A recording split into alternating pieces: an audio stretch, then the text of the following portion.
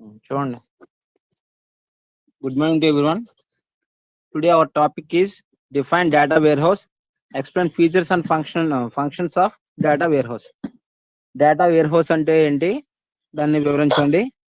అలాగే data warehouse యొక్క లక్షణాలు, వాటి యొక్క పనితీరుని వివరించండి. అది క్వశ్చన్. డేటా వేర్ హౌస్ అంటే ఏం చెప్పాం మనం? డేటా బేస్లన్నిటిని కలిపి ఒక చోట స్టోర్ చేస్తే దాన్నే డేటా వేర్ హౌస్ అంటాము అని చెప్పాం. ఓకే, అంటే డేటా బేస్ అంటే ఏంటో ఒకసారి చూద్దాం. మళ్ళా చెప్పిందే మళ్ళీ రివైండ్ చేస్తున్నా, కొత్త వాళ్ళు జాయిన్ అవుతున్నారని. ఓకే, మన దగ్గర ఉన్న ఏదైనా డేటా ఉంటే దాన్ని ఏం చేస్తాం, మనం పట్టిక రూపంలో రాస్తాం, టేబుల్ ఫార్మాట్ లో. అవునా?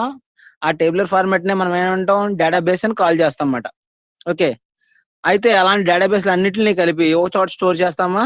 అలా స్టోర్ చేసిన ఏరియాని ఏమంటాం, డేటా వేర్ హౌస్ అంటాం. జనరల్ గా అయితే మన ఫొటోస్ అవన్నీ ఫోన్ లో ఏం చేస్తాం, గ్యాలరీలో స్టోర్ చేస్తామా? అంటే గ్యాలరీలో స్టోర్ చేస్తాం అంటే అది ఎక్కడ స్టోర్ అవుతుంది, మెమరీలో స్టోర్ అవుతుంది. అవునా? ఆ మెమరీ ఉండే ఏరియాని ఏమంటున్నాం ఇక్కడ, డేటా వేర్ హౌస్ అంటున్నాం. అంటే ఆ విధంగా మనం డేటాబేస్ అన్నిటిని కలిపి మనం ఎక్కడైతే కనుక స్టోర్ చేస్తున్నామో ఆ లొకేషన్ ని మనం ఏమంటున్నాం, డేటా వేర్ హౌస్ అని చెప్పడం జరుగుతుంది. ఇది ఎవరు చూస్తారు? డేటాబేస్ మేనేజ్మెంట్ సిస్టమ్ వాళ్ళు చూసుకుంటారు అన్నమాట. వాళ్ళ యొక్క పరిధిలో ఇది వర్క్ చేస్తూ ఉంటది. ఎవరైతే క్లయింట్స్ ఏ డేటాబేస్ అడిగారో ఆ డేటాబేస్ ని ఓపెన్ చేసి చూపించడం, చూపించిన అలాగే ఏదైతే డేటాబేస్ లో ఎంటర్ చేయాలంటే ఆ డేటాను ఎంటర్ చేసుకోవడం, ఇలాంటి వర్క్లు అన్ని కూడా చేయడానికి కుదురుతుంది అన్నమాట. అయితే మన యొక్క డేటా వేర్ హౌస్ అనేది ఎలా ఉంటుంది, ఇది సబ్జెక్ట్ ఓరియంటెడ్ గా, ఇంటిగ్రేటెడ్ గా, నాన్ వాలటైల్ గా ఉంటుంది అని చెప్తున్నాం. ఓకే, సబ్జెక్ట్ ఓరియంటెడ్ అంటే ఏంటి? ఫర్ ఎగ్జాంపుల్, ఇప్పుడు మనకు మార్క్ లిస్ట్ ఉన్నది అనుకోండి. ఆ మార్క్ లిస్ట్ అనేది ఓన్లీ స్టూడెంట్ యొక్క ఇన్ఫర్మేషన్ ఉంటుంది. అదే ఎంప్లాయీ డేటాబేస్ ఉందనుకోండి, ఎంప్లాయీకి ఏముంటది, ఎంప్లాయీ ఐడి, ఎంప్లాయీకి సంబంధించిన నేము, అలాగే అతని యొక్క శాలరీ, అతను ఎన్ని రోజులు వర్కింగ్ చేశాడో వర్కింగ్ డేస్, ఇవన్నీ ఉంటాయి. అవునా? అలా ఇద్దరికి కూడా మారిపోతుంది, చూసారా? అలా మారిపోయేటప్పుడు అక్కడ ఉన్న సబ్జెక్ట్ సంబంధించినట్టుగా ఉంటది. మీరు కూడా అంటేగా, కామర్స్ లో పట్టికలు గీస్తుంటే ఒక్కొక్క పట్టిక ఒక్కొక్క రకంగా గీస్తుంటారు. అవునా? అలాగా. అలాగే అది నాన్ వాలటైల్ గా మారిపోతూ ఉండదు, ఎప్పటికప్పుడు స్టాండర్డ్ గా ఉంటది. మనం ఏదైతే పట్టిక గీసాం ఆ పట్టికలో అదే రాస్తుంటాం. ఇక్కడ కూడా అంతే. టైం వేరియంట్ కలెక్షన్ అంటున్నాడు, అంటే టైమింగ్ ని వేరీ చేసుకుంటూ ఇది డేటాను స్టోర్ చేసుకుంటుంది అంటారు. అంటే ఫర్ ఎగ్జాంపుల్, ఇప్పుడు ఎంప్లాయ్ ఐడి ఉన్నది అనుకోండి. ఎంప్లాయ్ ఐడి అనే టేబుల్ ఏం జరుగుతుంది, ఎప్పుడైనా సరే ఎంప్లాయీ కనుక వస్తే అటెండెన్స్ యాడ్ అవుతుంది, అదే కనుక రాకపోతే ఆబ్సెంట్ అయితే మైనస్ అవుతుంది. అంతేనా? అలాగా. ఇక్కడ డేటా వేర్ హౌస్ అనేది ఏంటంటే, మనం ఏవైతే కనుక డేటాను కోరుకుంటున్నామో ఆ డేటా యొక్క స్నాప్ షాట్స్ ని మనకు ట్రాన్స్ఫర్మేషన్ చేస్తుంది అంటున్నాడు. అంటే స్నాప్ షాట్స్ అంటే మనకు కావాల్సిన డేటాను మాత్రమే ఓపెన్ చేసి చూపించడం అన్నమాట.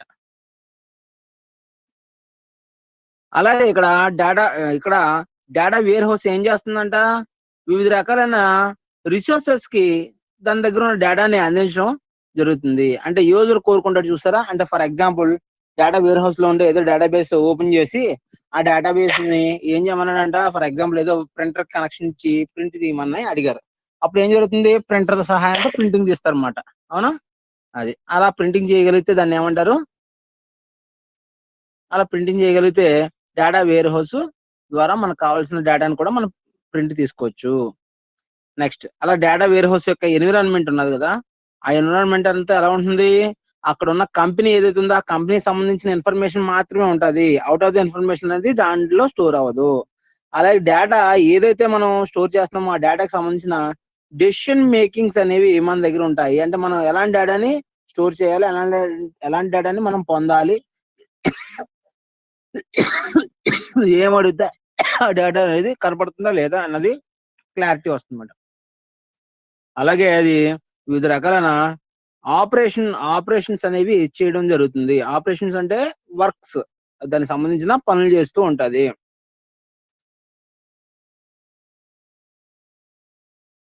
అయితే ఒక పని చేస్తున్నప్పుడు ఇంకో పని డిస్టర్బ్ అనేది జరగదు. డేటా వేరే హౌస్ ద్వారా మనం ఏదైనా ఒక పని చేస్తున్నప్పుడు వేరొక పని డిస్టర్బ్ అనేది జరగదు. నెక్స్ట్ చూడండి, functionalities of data warehouse. Data warehouse యొక్క పనులు. ఫస్ట్ వన్, డిఫరెంట్ సోర్సెస్ ఏవైతే ఉన్నాయో వాటి అన్నిటినీ కూడా ఇంటిగ్రేట్ చేసి డేటా ఇంటిగ్రేషన్ అనేది చేస్తుంది. అలాగే రెండోది ఏంటంట, వివిధ రకాలైన అనాలిసిస్ ద్వారా వచ్చే డేటాని మనం సెపరేట్ చేయొచ్చు. ఇంకేంటంట, జరిగిన డేటా అంటే మన దగ్గర ఏదైతే డేటా ఉందో ఆ డేటా మీద మన అనాలిసిస్ అనేది చేసుకోవచ్చు. అలాగే కరెంట్ డేటాకి ఈ పాత డేటాకి అంటే ఈ సంవత్సరంలో ఉన్న డేటాకి కింద సంవత్సరంలో ఉన్న డేటాకి ఉన్న డిఫరెన్స్ అనేది మనం కనుగొనవచ్చు.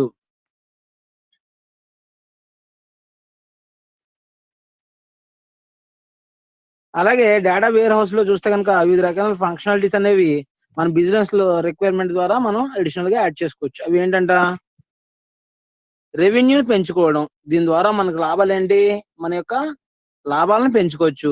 నెక్స్ట్ ఫైనాన్షియల్ రిస్క్ ని తగ్గించుకోవచ్చు, అంటే మనకున్న అప్పుల్ని వాటిని తగ్గించుకోవచ్చు. అలాగే లాభాలని మనం తీసుకోవచ్చు. మన యొక్క వర్క్స్ ఏవైతే ఉన్నాయో అవి ఆ ఫంక్షనాలిటీస్ ని మనం ఏం చేయొచ్చు, ఎఫిషియెంట్ గా వర్క్ చేసుకోవచ్చు. నెక్స్ట్ అలాగే కస్టమర్ ఎక్స్పెక్టేషన్స్ ఏవైతే ఉన్నాయో వాటిని మనం మేనేజ్ చేయడానికి కుదురుతుంది. నెక్స్ట్ మన దగ్గర ఉన్న డేటాని మనం ఏం చేయొచ్చు, అనలైజ్ చేయొచ్చు, అలా ప్రిడిక్ట్ కూడా చేయొచ్చు, ఇలా జరగచ్చు, ఇలా ఇలా అవ్వచ్చు అని కూడా చేయొచ్చు. దేని ద్వారా, ప్రస్తుతం ఉన్న ట్రెండ్స్ ద్వారా, దాని యొక్క బిహేవియర్ ద్వారా. అది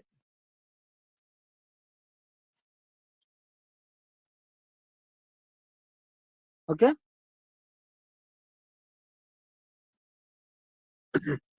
నెక్స్ట్ సెకండ్ క్వశ్చన్ చూడండి.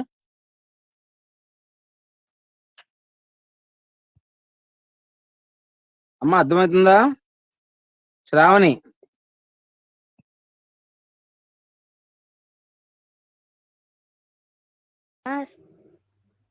వింటున్నావమ్మా? ఉన్నా సార్. ఓకే అమ్మా. నెక్స్ట్ క్వశ్చన్ చూద్దాం. Explain the objectives of data warehousing. Data warehousing యొక్క వర్క్స్ ఏంటో చెప్పండి అంటున్నారు.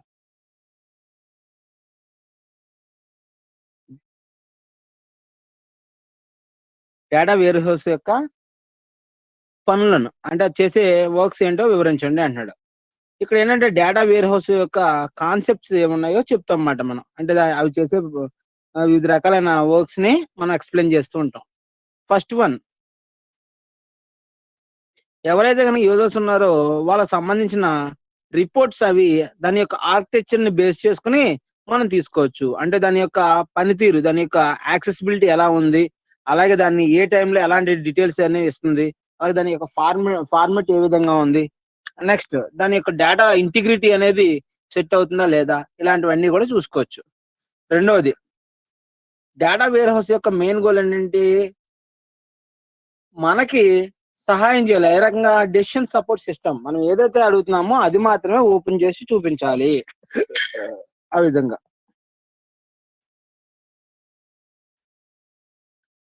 Next third one, data warehouse ఏం చేస్తుంది, మన యొక్క బిజినెస్ ఏదైతే ఉందో మన మన కంపెనీలో ఉండే బిజినెస్ యొక్క ఓవరాల్ డేటా మొత్తాన్ని కూడా ఇంటిగ్రేషన్ చేసి, అంటే కలిపి దాని యొక్క అంటే మన యొక్క బిజినెస్ యొక్క ఎఫిషియన్సీని ఇది చెప్పొద్ది, ఎలా వర్క్ చేస్తుంది అనే దాన్ని వివరణ ఇస్తుంది. నెక్స్ట్ ఇక్కడ డేటా వేర్ హౌస్ అనేది ఏం చేస్తుంది, డేటా ఫార్మ్స్ ని ఇస్తుంది, అలాగే వాటిని ఏం చేస్తుంది, కంబైన్ చేసి మనకు చూపించడం కూడా కుదురుతుంది. మన యొక్క రిపోర్ట్స్ ని మనకి విడివిడిగా చూపిస్తుంది కావాలంటే, లేదా కంబైన్ చేసి కూడా చూపిస్తుంది. డేటా వేర్ హౌస్ అంటే దేనన్నా మనం డేటాబేస్ లో ఏవైతే కనుక మనం యూజ్ చేసి అంటే మనం స్టోర్ చేసుకుని వాటి యొక్క రిపోర్ట్స్ ని మనం పొందగలుగుతున్నామో దాన్ని యూజ్ అయ్యేదాన్ని డేటా వేర్ హౌస్ అంటున్నాం. అలాగే డేటా వేర్ హౌస్ అనేది ఎలా పనిచేస్తాయంటే రిలయబుల్, నమ్మశక్యంగా ఉంటాయి. మనం ఏదైతే కనుక డేటా ఇస్తున్నామో అడుగుతున్నామో ఆ డేటా కరెక్ట్ డేటా ఓపెన్ చేసి చూపిస్తుంది. అలాగే మనం సింగిల్ డేటాబేస్ అడిగి సింగిల్ డేటాబేస్ ఓపెన్ చేస్తుంది. అలాగే ముఖ్యమైన అంశాలను కూడా మనం కావాలంటే చూసుకోవచ్చు డేటా వేర్ హౌస్ లోంచి. నెక్స్ట్ అలాగే డేటా వేర్ హౌస్ వచ్చేటప్పటికి మనం ఏం చేస్తుంది, కార్పొరేట్ డేటా అంటే మన యొక్క కంపెనీకి సంబంధించిన డేటా వాటిఫ్ అనాలిసిస్ ద్వారా కూడా పొందొచ్చు. అంటే ఫర్ ఎగ్జాంపుల్ మే నెలలో ఎలాగ జరిగింది మన యొక్క బిజినెస్, అలాగే మార్చిలో ఎలా జరిగింది, ఏప్రిల్ ఎలా జరిగింది, లేదా పలానా తేదీని ఎంతవరకు అమ్మకాలు జరిగినాయి, ఇలాగా మనం పొందొచ్చు అన్నమాట డేటాని. నెక్స్ట్, ఈ డేటా వేర్ హౌస్ అనేది ఏం చేయొచ్చు అంట, మనం ఈ డేటా వేర్ హౌస్ సిస్టమ్ ద్వారా మనం ఏం పొందొచ్చు అంట, డేటా అనాలిసిస్ అనేది పొందుతున్నాము. ఎలాగా, డేటాబేస్ లో స్టోర్ అయి ఉన్న డేటాను బేస్ చేసుకుని మనం రిపోర్ట్స్ అనేవి పొందుతున్నాము. దీన్ని ఏమంటున్నాం మనం, OLAP, online analysis process. Online analysis process. Next, data warehouse అనేది ఏం చెప్తుందంటే, ఇక్కడ డేటాబేస్ ఏ విధంగా మెయింటైన్ చేస్తుందో, అలాగే మన యొక్క ఆర్గనైజేషన్ లో ఉండే వివిధ రకాల ఆపరేషన్స్ అంటే వర్క్స్, ఏమేం పనులు ఉన్నాయో ఆ పనులన్నీ పర్ఫెక్ట్ గా జరుగుతున్నాయి లేదా డేటాబేస్ మీద అనేది దీని యొక్క రిఫరెన్స్ లో జరుగుతూ ఉంటది, డేటా వేర్ హౌస్ యొక్క ఆవరణలో జరుగుతుంటది. అలాగే చాలా వరకు ఆర్గనైజేషన్స్ ఏం చేస్తున్నాయంట, ఇన్ఫర్మేషన్ మొత్తాన్ని కూడా, కంపెనీ యొక్క ఇన్ఫర్మేషన్ మొత్తాన్ని కూడా డేటాబేస్ల రూపంలో ఆ బిజినెస్ సంబంధించిన డేటా అంతా కూడా డేటాబేస్ల రూపంలో స్టోర్ చేసుకుని, ఆ స్టోర్ చేసిన డేటాని నెక్స్ట్ ఏం చేస్తున్నాయి, వాళ్ళ యొక్క డెసిషన్ మేకింగ్ యాక్టివిటీ ద్వారా కావాల్సిన డేటాని మాత్రం ఓపెన్ చేసి చూసుకుంటున్నాయి. మనం కూడా అంతేగా, మన యొక్క టెక్స్ట్ బుక్ లో బోలెన్ క్వశ్చన్స్ ఉంటాయి, బోలెన్ టాపిక్స్ ఉంటాయి, మనకి ఏ టాపిక్ కావాలంటే ఆ టాపిక్ మాత్రం ఓపెన్ చేసి చూసుకుంటాం, అంతేనా? అలాగే మన కంపెనీలో కూడా ఏం చేస్తాం, మనకు కావాల్సింది మాత్రం ఓపెన్ చేసి చదువుకుంటాం, రిమైనింగ్ ఏమి కూడా ఉండవు, క్లోజ్ అయ్యి ఉంటాయి మిగిలినవన్నీ కూడా. అలా ఇక్కడ యూజర్స్ ఎవరైతే ఉన్నారో ఆ యూజర్స్ అందరూ కూడా ఏం చేస్తారంట, డేటాని అనాలిసిస్ చేసి కావాలనుకుంటే చదివి దాన్ని అర్థం చేసుకుని దాంట్లో ఉండే ప్రాబ్లమ్స్ ఏమన్నా వాటిని ఐడెంటిఫై చేసి ఆ ప్రాబ్లమ్స్ రెక్టిఫికేషన్ చేస్తారన్నమాట. అంటే దానికి సంబంధించిన వేరే అల్గారిథమ్స్ అవి అప్లై చేస్తూ ఉంటారు. డేటా వేర్ హౌస్ యొక్క గోల్ ఏంటి, ఇది జస్ట్ డేటాబేస్ ని స్టోర్ చేయడమే కాదు, ఎవరైతే అక్కడ కంపెనీని రన్ చేస్తున్నారో, ఎవరైతే బిజినెస్ రన్ చేస్తున్నారో వాళ్ళ డెసిషన్ మేకింగ్ యాక్టివిటీ ద్వారా వర్క్ చేయాలి, వాళ్ళు అడిగింది మాత్రం వాళ్ళకి ఇవ్వాలి, వాళ్ళు అడిగినట్టుగా వర్క్ చేయాలి అనేది. Next, data warehouse architecture అనేది ఏం ప్రొవైడ్ చేస్తుందంట, వివిధ రకాలైన టూల్స్ ని అలాగే సిస్టమేటిక్ ఆర్గనైజేషన్ ని మనకు అందిస్తుంది. దీని ద్వారా ఏంటి, డేటా అనేది మనం అర్థం చేసుకుని వివిధ రకాలైన డేటాబేస్ ని వర్క్ చేసుకుంటున్నాం అన్నమాట. ఓకే, కాబట్టి మనం ఏంటి, మన కంపెనీకి సంబంధించిన వివిధ రకాలైన డేటాబేస్లు చాలా ఉన్నా వాటన్నిటిని కూడా మనం ఏం చేస్తున్నాం, డేటా వేర్ హౌస్ లో స్టోర్ చేసి మనకు కావాల్సిన డేటాను మాత్రమే ఓపెన్ చేసి చూసుకుంటున్నాము, రిమైనింగ్ అన్ని కూడా స్టోర్ అయి ఉంటాయి అంతే.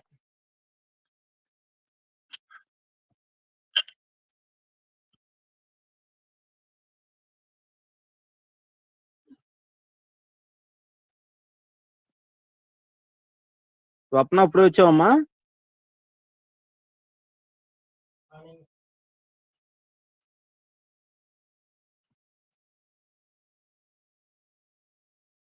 అర్థమైందమ్మా, వినిపిస్తుందా voice?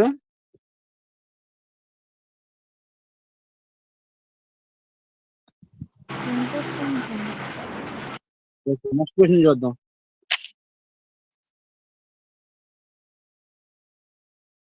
What is data extraction?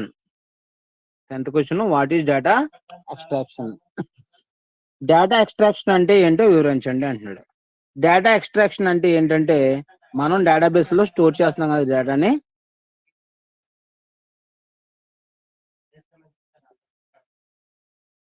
మనం ఏదైతే కనుక డేటాబేస్ లో డేటాని స్టోర్ చేస్తామని చెప్తున్నాం కదా, అక్కడి నుంచి మనం డేటాని తీసుకోగలిగితే దాన్ని ఏమంటారు, డేటా ఎక్స్ట్రాక్షన్ అంటారు. ఓకే, అయితే చాలా సమయాల్లో ఏం జరుగుతుందంట, మనం పాత టెక్నాలజీని ఉపయోగించి మన దగ్గర ఉన్న డేటాబేస్ నుంచి డేటాని పొందడం అనేది జరుగుతుంది.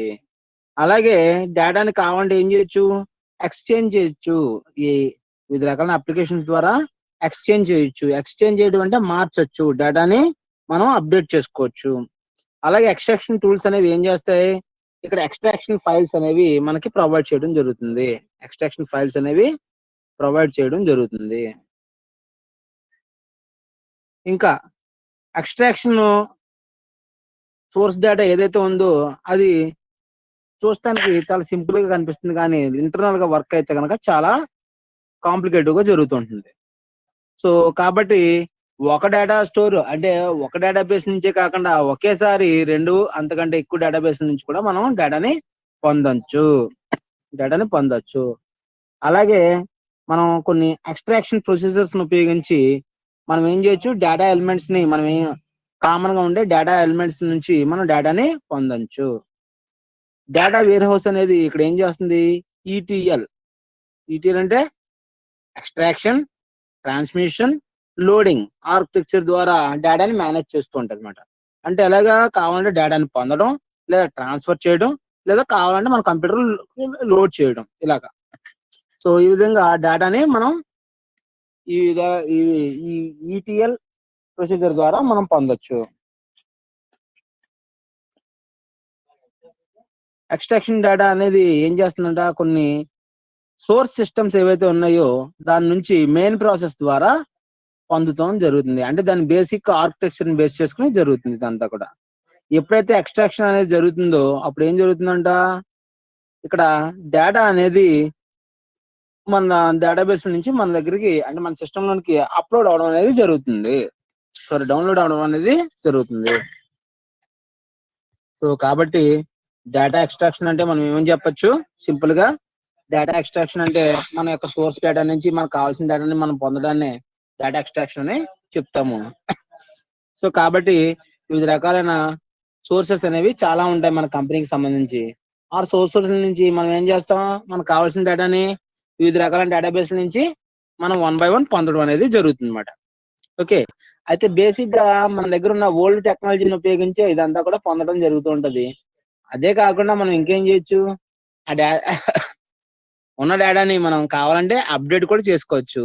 అలాగే ఒక డేటాబేస్ లో ఉన్న డేటాని వేరే చోటకి పంపుకోవచ్చు.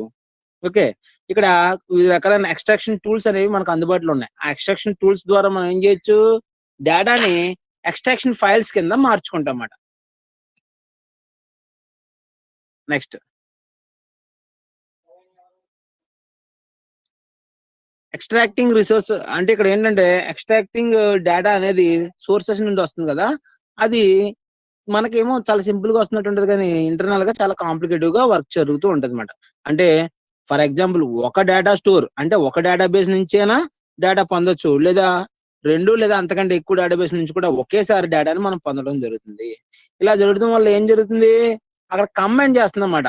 2 లేదా అంతకంటే ఎక్కువ డేటా స్టోర్స్ ని కంబైన్ చేసి మనకు కావాల్సిన డేటాని మనం పొందడం అనేది జరుగుతుంది. ఇక్కడ డేటా వేర్ హౌస్ ద్వారా ఏం చేస్తున్నామంట, ఈటీఎల్ ఆర్కిటెక్చర్ ని మేనేజ్ చేయడం జరుగుతుంది. ఈటీఎల్ అంటే ఏంటి, ఎక్స్ట్రాక్ట్, ట్రాన్స్ఫర్మేషన్ అండ్ ఎల్ అంటే లోడింగ్. సో ఈ మూడిటి ద్వారా మనం ఏం చేస్తున్నామంటే కావాల్సిన డేటాని మనం ఈజీగా పొందుతున్నాము, మన యొక్క సోర్స్ సిస్టమ్ నుంచి పొందగలుగుతున్నాము. సోర్స్ సిస్టమ్ అంటే ఏంటి, ఏది ఎక్కడి నుంచి అయితే కనుక డేటాని స్టోర్ చేస్తున్నామో, ఎక్కడి నుంచి అయితే కనుక డేటాని తెచ్చుకుంటున్నామో దాన్ని సోర్స్ సిస్టమ్ అని కాల్ చేయడం జరుగుతుంది. ఓకే, ఇదంతా కూడా మన యొక్క ఆర్కిటెక్చర్ బేస్ చేసుకుని ఈ వర్కింగ్ అంతా కూడా జరుగుతుంది అనమాట. ఎక్స్ట్రాక్టింగ్ డేటా జరుగుతున్నప్పుడు ఏం అంటే డేటాని ఎక్స్ట్రాక్ట్ చేస్తున్నప్పుడు ఏం జరుగుతుందంటే ఇక్కడ డేటా అనేది మనం ఎక్కడి నుంచి అయితే కనుక ఏ డేటా స్టోర్ నుంచి అయితే కాల్ చేస్తామో ఆ డేటా స్టోర్ నుంచి రావడం జరుగుతుంది మన సిస్టమ్ లోనికి. అమ్మా అర్థమైందా కుమారి?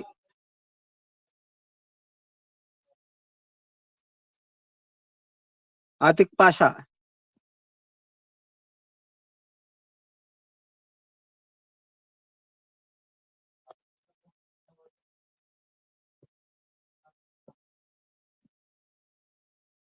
రమ్య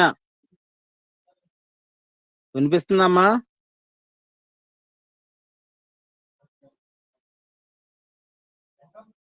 రమ్య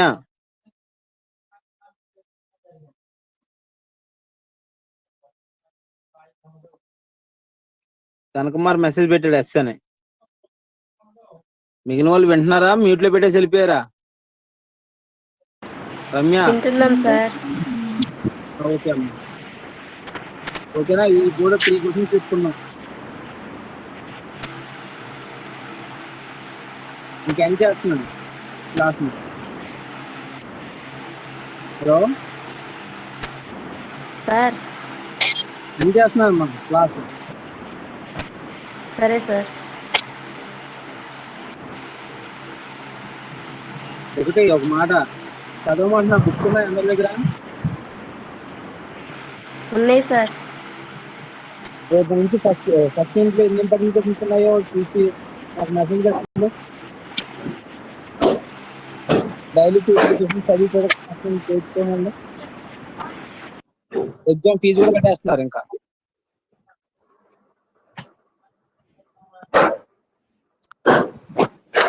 సార్